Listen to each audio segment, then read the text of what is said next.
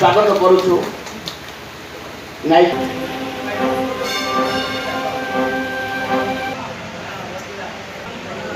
महान एवं गारिमामय कार्यक्रम भिन्न वर्गर सहयोग लोड़ी चेयरपर्सन तथा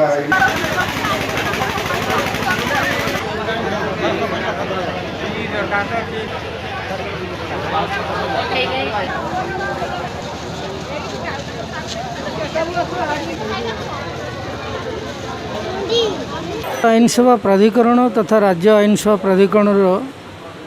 निर्देश मुताबक आम जिला आईन सेवा प्राधिकरण तरफ आदिवासी संप्रदायर लोकंकर तांकर आईनगत अधिकार किभली भाव में प्रोटेक्ट हो पार एवं तांकर अधिकार किभली भाव में साब्यस्त करा जाई परिबो से दिगरे एक कार्यक्रम आयोजन आज कराई। एटा मेघा आईन सचेतनता शिविर। ये शिविर मुख्य उद्देश्य है जे भारत वर्ष रे जो जनजातिर लोक माने रहुचंती सेमानंकर विभिन्न स्तर रे किभली भाव में उन्नति हब एवं सरकारंकर जहाँ जनकल्याण स्कीम रही से किभली भाव में सुफल पाइपरिबे एवं आईनगत अधिकार तांकर किभली भाव में